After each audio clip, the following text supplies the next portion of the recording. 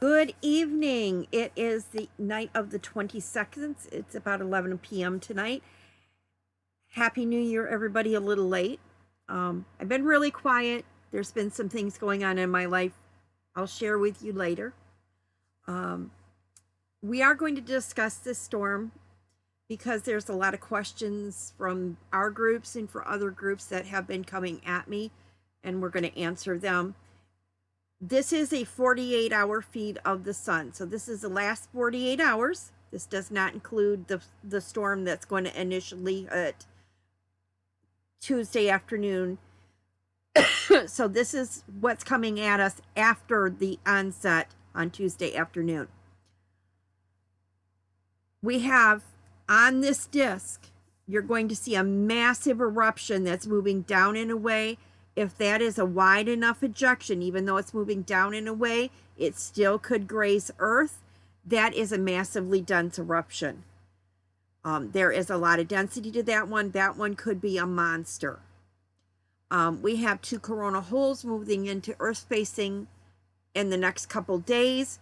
That is going to give us continued activity into the weekend and could extend our forecast through the weekend into the first of the week. We have a very active sunspot region ahead of the northern corona hole that is really active, and we have some really active sunspots on the lower region that we're going to discuss.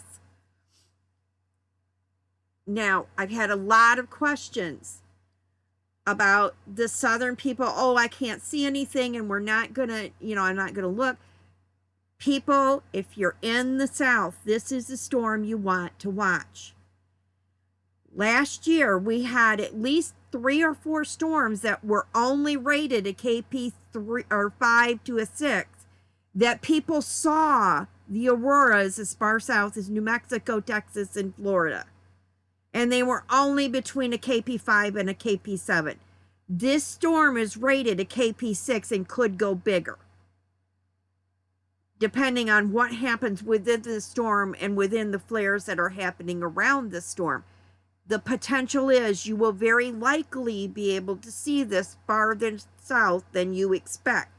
So you want to try. A vast amount of the viewing area will be clouded up. You are going to have to follow your radar very closely and look for those thin spots in the clouds and take a chance. We're going to have we had a clear spot in the plains that will be moving east. We have a clear spot that's going to be moving out around Georgia, Alabama. They may still have some clearing there that might be able to have some clear areas. Michigan may get some clearing tomorrow night, or partly cloudy skies tomorrow night. We're going to have to see. Canada, you may get some hit and miss spots that are clearing. Watch your radar. Sometimes it's only a matter of driving 2 miles or 30 miles and you get off and under those clouds and you can get a good view. Here in Traverse City, we have 2 bays. They're about 3 miles apart. And on one bay that I live on, it was raining cats and dogs and it was a horrible thunderstorm. And I drove 2 miles over to the other bay and I had holes in the clouds and I got wonderful auroras. So sometimes it's just that matter of driving 3 miles to get off and under something. So plan ahead. Watch your radar carefully. Looking at our sunspots, we have this region, 3059, that is very, very potentially active. We have a lot of snapping and crackling out of these regions right here. So let's go down and take a look at them going down. 3549 is not going to affect us. It's moving out and away, as is 3553. Now 3555 may still be able to hit us, and this is interwrapped. You can see these have tight margins in here. May still be able to have a little bit of a pop, but it's not a very high probability. Down here, this looks to be maybe a developing sunspot. It is only an alpha, not very big, maybe a 25% chance. This is our big one up here, and I'm going to pull this back so we get a good view of it. This is our incoming one that's is just about Earth facing. This is a 95% chance that it's going to keep on popping off CMEs. This is a 50% chance it's going to give us M-class flares, and we have a 10% chance it's going to drop an X. So this is very, very active. You can see in here through all of this, there is very tight margins through these sunspot regions. There's interweaving between the magnetic polarities. And that's what we want to see when we're looking for something to get very active and produce something big. And this has got a steady percolation of electromagnetic energy. So this one, you want to keep your eye on. And this one is Earth facing. If it pops off, it's going to be Earth directed. We have 5560. This one too, I believe, is Earth facing or just about Earth facing. It is only a 30% chance, but a 30% chance has still got some good probabilities. And we have some good interweaving of polarities here, and this could develop into something.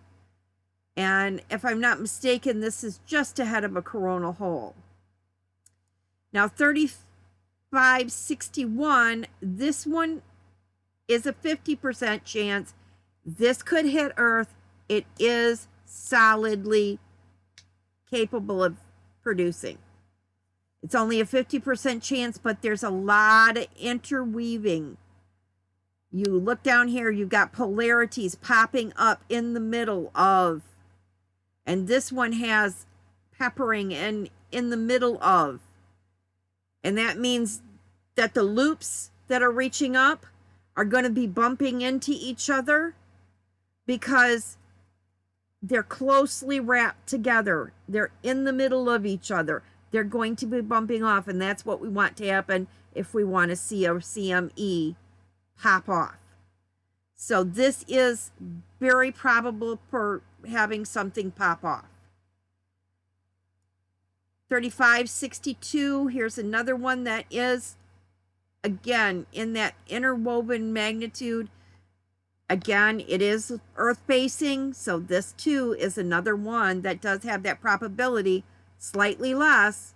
It's only a 30%, but it is close. And these look to be all tied together when we come back up here and look. So here's 3561, here's 62. And you've got them tied here together where they're close enough that they can be playing off each other. So they're going to be going out, but they are still at a spot where if they get a big enough flare, this area can still hit Earth. These two can still hit Earth, and this one definitely can hit Earth. These two we want to watch. Okay, looking at the flaring, not knowing where they're coming from in the last 3 days. Well, let's go down to 24 hours. We have, let's see if I can bring this in a little bit. Spread this out just a little bit more. Since midnight, or since noon,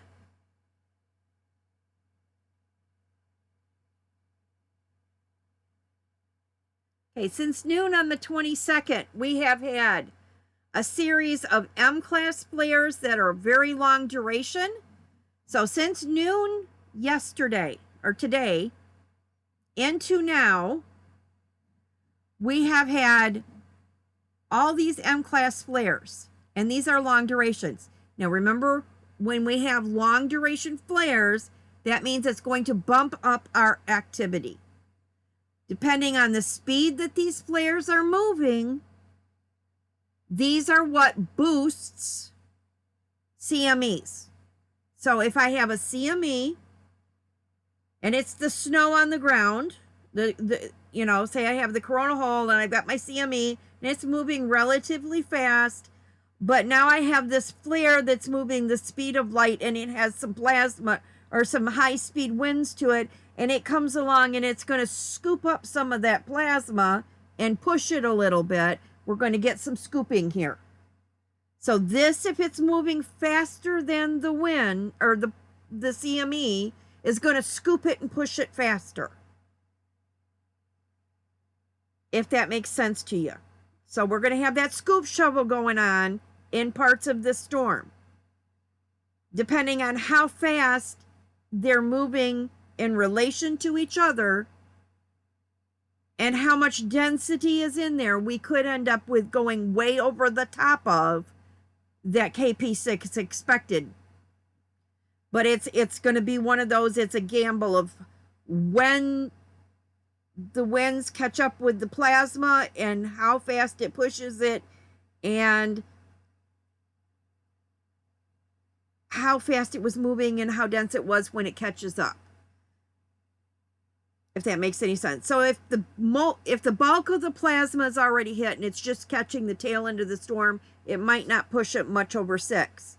But if these flares get in and mix with the peak of the storm and they're moving really super fast and they catch in and mingle in with, say, a spike in activity, then it's going to amplify that spike even bigger. If that makes sense to you. In short, I'm saying predictions are your 50% wrong most of the time.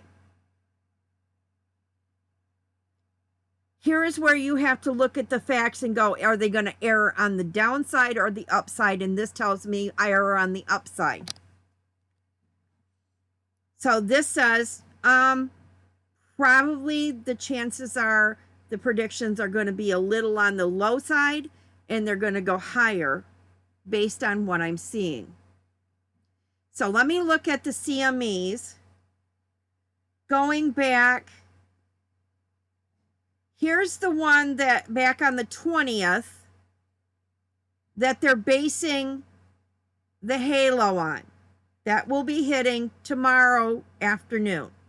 So here is the picture that you see the nice halo going all the way around, but this is not super dense.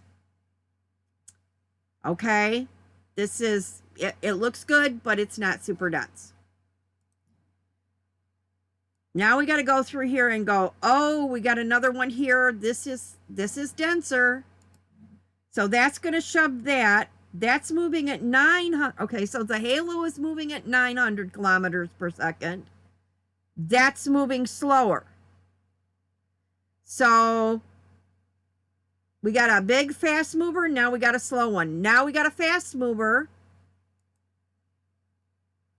Here's another halo. We got halo activity all the way around the sun. It's another 900 kilometer per second hit. This is going to pick us up and move us. A little boost out here. It's moving even faster, so there might be a spike. If that comes close to Earth, that will spike in the middle of that activity.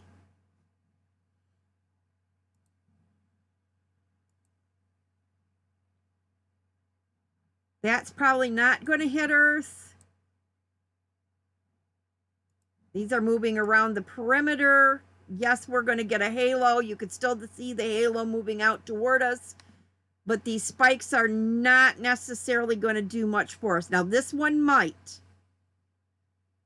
This one, if there's a wide enough angle here, it might graze us.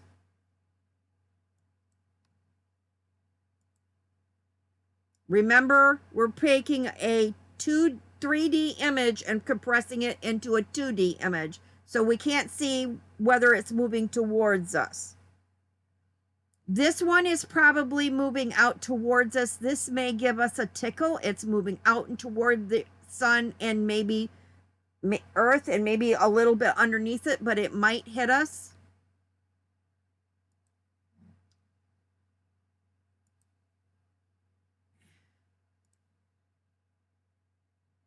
So we've got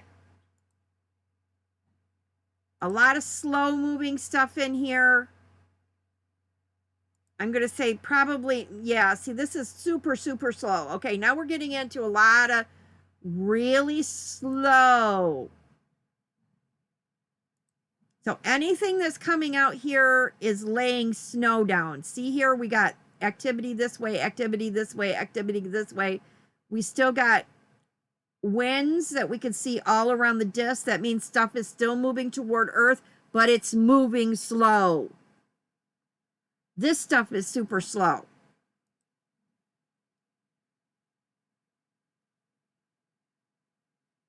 Now we got something coming in here. Up, we got a blast going up and away from us. This is not going to hit us. I'm not even going to worry about that one. But this one has the potential of hitting us, at least grazing us. If it hit from here and it comes out enough and doesn't go down and away, this is super dense. It's moving at a decent clip. It has the potential of hitting us, but it's moving at 600 and under 700 kilometers per second. It's going to take at least 36 hours to hit us. This hit on the 22nd, so that's today. So that's in relationship to the flare that hit today. So that's going to be probably 2 to 3 days to hit us. So I would look for that no earlier than the 24th. But here's the key. This is moving slow. This is super, super dense. Behind it, we've got something that's moving twice as fast. And this is a half a halo hit. This is a full halo. It's going 3/4 of the way around, and it is going to get in here, and it is going to shove all this stuff twice as fast. And this is going to be your big one, and we want to hope it doesn't hit during the day, because this one's going to move, and it's going to be much bigger than a KP6, I think. Then we get a couple of slow-moving things. Look, here we got slow-moving things coming out at 500, 600 kilometers per second. Those will take about 36 hours to get here. Again, 500 kilometers per second. We got stuff spitting all the way out.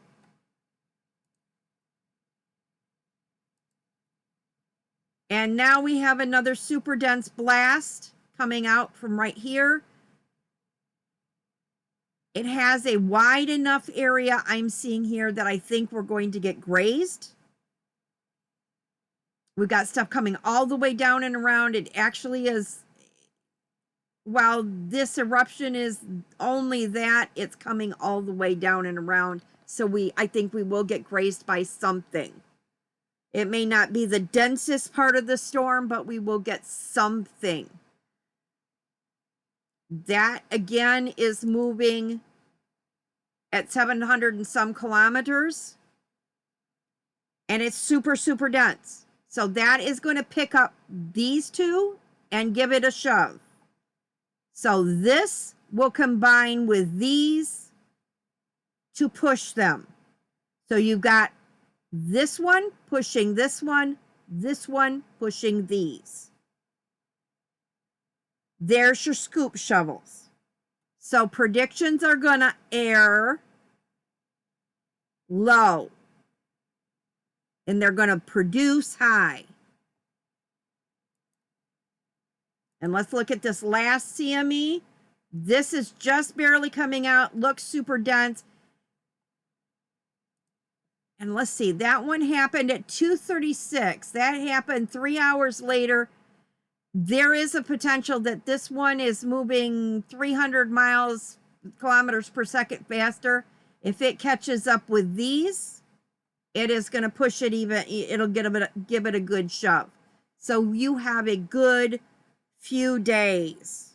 This is going to extend longer. So let's get in here and let's really look at the forecast now and see if they've updated it. They're saying this is weak. They're saying by January 23rd, it's going to be done, and I don't think it will be. I don't know as I trust this. Let's look at the emerald spirals. Okay, so we've got one that hit us here.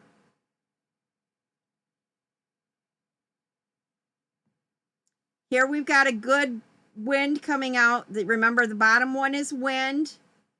We've got wind coming out and hitting us solid there. We've got plasma hitting us up here.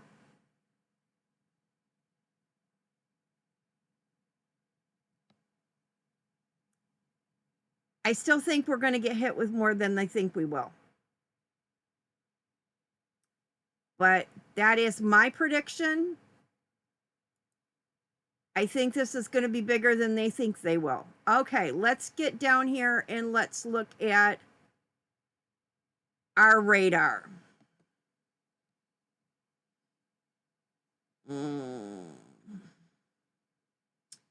Looking at our radar, we have a storm system moving here. Let's see if I can put it in motion.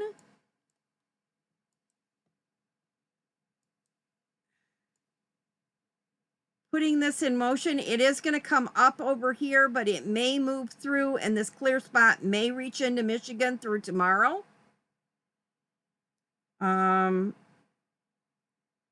If this area shoves through into Michigan tomorrow, we will see these clear skies moving in to Michigan, Wisconsin, and we may have a chance that this moves through before morning or before evening tomorrow. We have some clear skies down here that will be moving into the plains area. You may get some hit and miss cloudy down here. Let me look at some other of our weather maps here.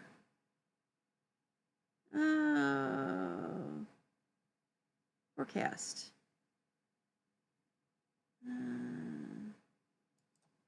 See what we got forecast.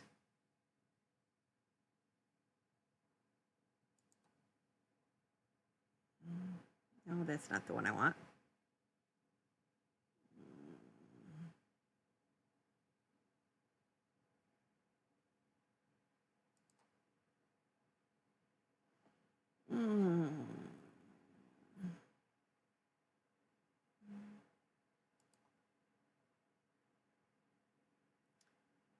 It looks like that storm.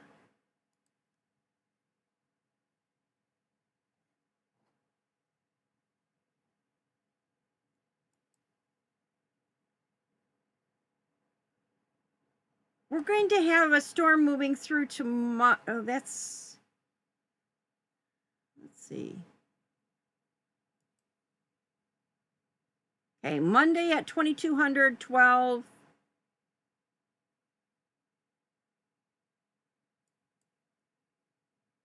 And then 36 at Wednesday, or that's Tuesday. Tuesday, we're going to have snow down in southern Michigan, and it's going to clear in northern Michigan. We might get some clearing there when Wisconsin, in Minnesota, and northern Michigan. And then Michigan will clear out, I think. Let's go here. Sometimes I like the forecasting map here better.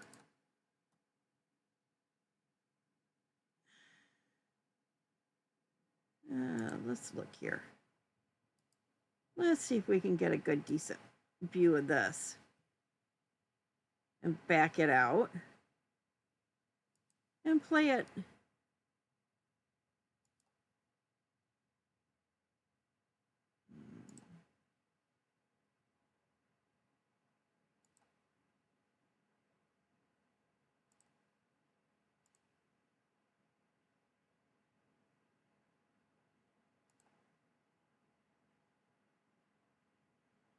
Okay. Let's play this out.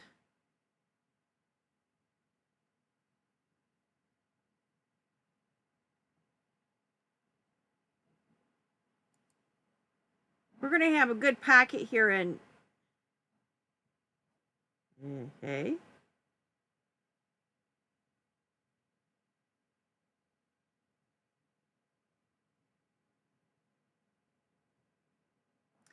I think we're going to have some areas here in and around this storm here that will have some less clouds.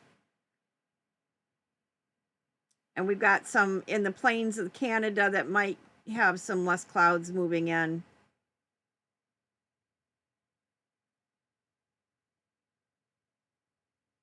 We've got a system moving up through Florida. It's going to come up through Georgia and close this eastern seaboard. We got something moving in through Mexico that's going to close in Texas in the southern plains. So we've got a lot of storm stuff moving in the south and the east and the west, but we might get some clearing in the Great Lakes areas here. And then up through Toronto and Quebec, you're going to get into the cloudy areas because we got storm systems moving up into you. But out here in Maine and Nova Scotia, you may get some holes in the clouds, maybe up here around New York, Boston area, maybe some clearing. Not likely to see anything with city lights unless it gets really, really bright. But that being said, I don't think the storm is going to be as little as they think it is. From what I can see, what's coming out is moving at odd angles, but it is really dense and it is moving at a lot of really weird speeds. I have no idea how fast the flares are moving, but we have all these storms moving at a couple hundred miles difference or a couple hundred kilometers per second difference in speed. So we're going to get a lot of scoop shoveling with these storms because we got something moving coming slow, and then we have a big storm coming behind it that's going to scoop it up. And we have something moving slow and then something that's going to scoop it us up. So we're going to see some spikes. We're going to see some real big spikes because some of this stuff is going to catch up with each other, I think. Especially on the back side of this. I do look for it to go into the 24th a little bit more. And if the activity continues through tonight, I look for this to extend into the 24th and possibly into the 25th if we continue to get CMEs and flaring like we're having. And we're, excuse me, and those corona holes will be earth facing in the next couple of days. So technically this is the 23rd. I look for those to be earth facing the 25th. So I look for them to be giving us auroras somewhere around the 26th to the 28th. We should start seeing some activity from that. So you want to, if we keep getting steady activity from that, this could continue all week. If you are in the south, do not rule out that you might see something. Now, I do want to give one last bit of advice. This is NOAA Space Weather Enthusiast page. And they have us staying at a 3.67 through the 25th right now. That's a good sign. They're saying we're going to spike out tonight and through tomorrow. I don't know if we'll see. I can't tell you tonight because I can't see a thing. I'm completely clouded out where I'm at. Now, the two ways to know if you're going to get hit. You see this blue line right here. When the satellite is working, when we take a magnetic load, this blue line will go up, down, up, down, up, down. It'll be very broken. And it might only show you, see right here how it's really broken? And it shoots way up. and then it comes down, down, it might do that, but it'll be like really wild. And then it'll settle down into a steady pattern like it is here. That is telling you that the satellite that's an hour out from us took a magnetic load. That satellite got hit with something. Now we know it's coming for us. Also, you want to watch the GOES magnometers. This tells you when you're getting hit with something. This will tell you when you're getting hit with the spikes, when we're going to take the magnetic load. These are the two best ways to know when to walk out the door. The KP model is just an estimation of all the different numbers jumbled up together, and they're giving you a guesstimate of, oh yeah, I think it's going to be good. I think it's going to hit at this level. The way to truly know is you got to be watching these numbers. That BZ has to hit a certain level. The density has to hit a certain level. Wind speed has to be a certain level. They can play like a teeter-totter where one stays, say, my wind speed is like 400 kilometers per second and my density is maybe a 5. But my BZ is a 10, a negative 10 for USA. That means I'm going to get hit. Or I could have a density of 10 and my BZ is at a 5. These work like teeter-totters. Or you could have a 800 kilometer wind speed and a density of 4, but a BZ of 3, and it's going to be out of the box. The numbers are variable and they work in conjunction with each other. They aren't always going to work as in magic. Oh, I've got to have this, this, and this, and then I know it's great. They kind of teeter-totter and blend. And that's where the only thing that's going to tell you what that is experience. You got to get out the door and you got to get out there with every storm and you got to look at your numbers and look at what that sky's doing and you got to experience it. You got to learn by observation. Learn what your sky is doing. Learn what storms feel like. Learn what they do. Then you'll be able to look at these graphs and you'll go, oh, I know what that's doing. I know what that means. Oh, I looked at those charts. I know what that storm's going to do. Because I've experienced to back it up. Nothing replaces eyeball experience, people. So get out there with every storm and experience everything you can. And remember, this is a game of patience and persistence. So I'm going to leave you with that. Everybody have fun this week. I will try and do updates. I will tell you the next couple months is going to be pretty rough. I have some family obligations coming up that are going to take a lot of time. I will try and keep up the best I can. But there's a lot going on within my family and some care for some elders that I need to do that is important. So I will get the lights out at the church if the numbers are good and if we have clear skies. So, all right, everybody have fun.